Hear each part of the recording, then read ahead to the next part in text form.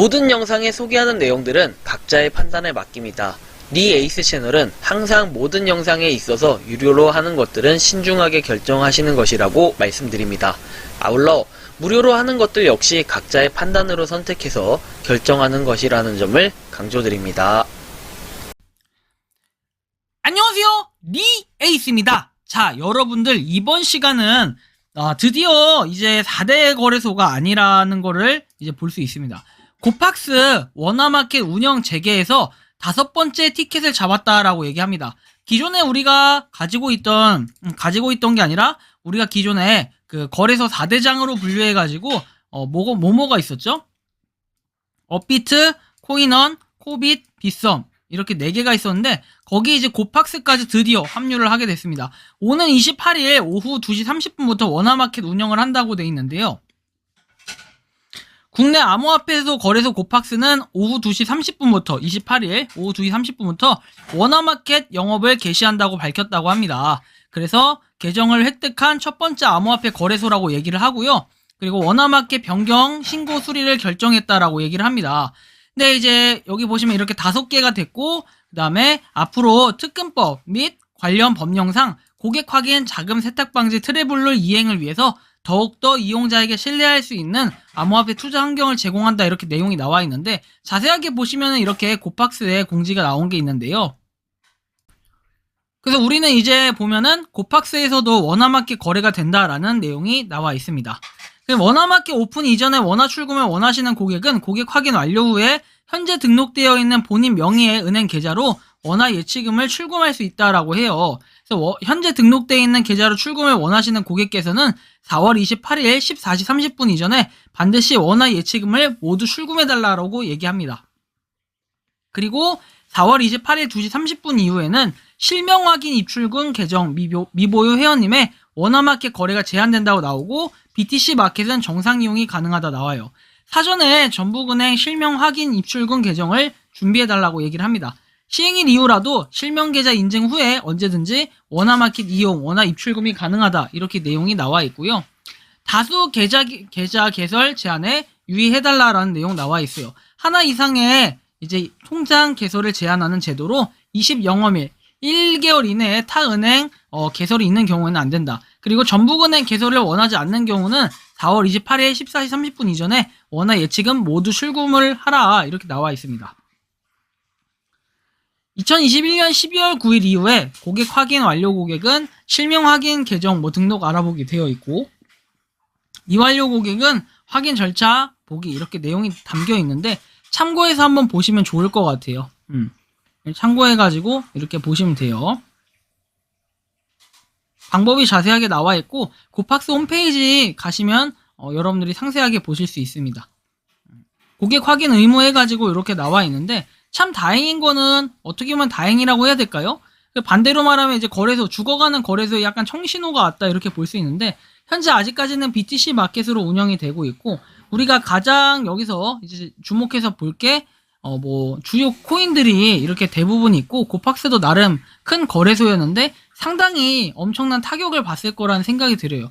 그리고 작년에 이제 트래블룰 요 시행 과정에서 많은 부분이 좀 사라진 게 있어요. 거래소들이 많이 떨어져 나갔어요.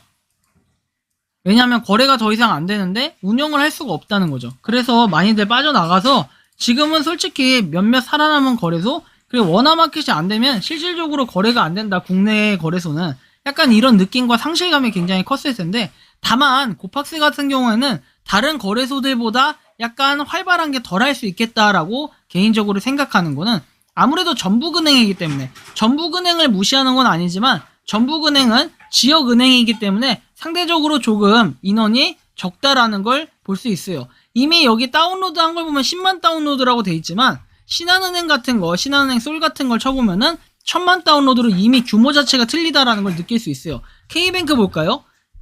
K뱅크는 500만 다운로드예요. 그리고 농협 볼게요. 이런 느낌 자체가 틀려요. 자, 농협 1000만 쓰죠. 이런 결 자체가 틀리기 때문에 약간 상대적으로 여러분들이 느끼실 수 있는 감이 약간 틀릴 수 있다라는 걸 좀 말씀을 드리고 싶습니다.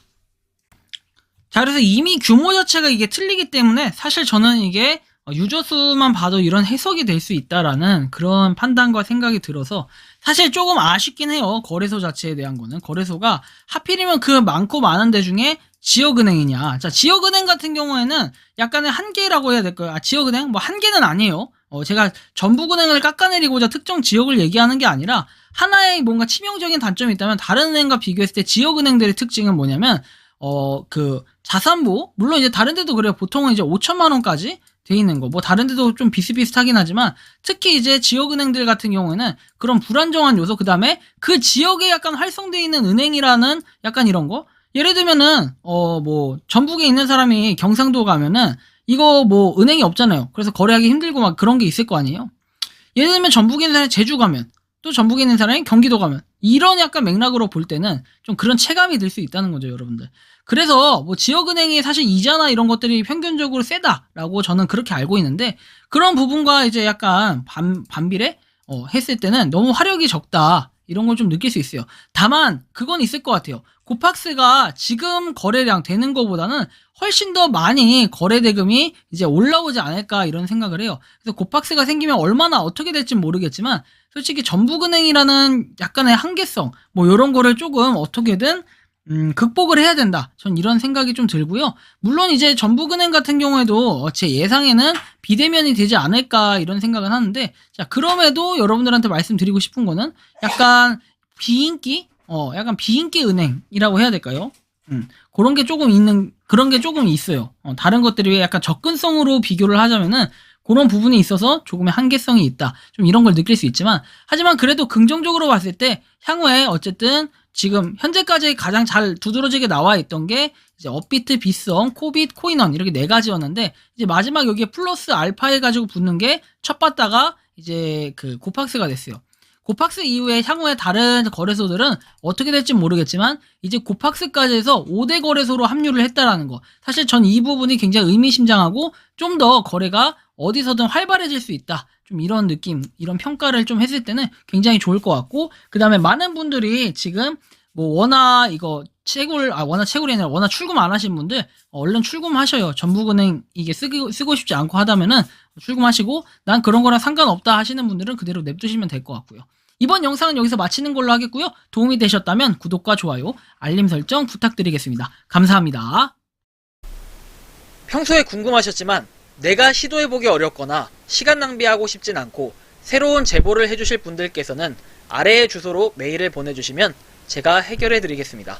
그리고 단톡방은 유튜브 검색창에 소통 창구를 개설했습니다. 검색해주시면 자세한 안내가 나오니 참고하시면 도움이 되실 것 같습니다. 리 에이스였습니다.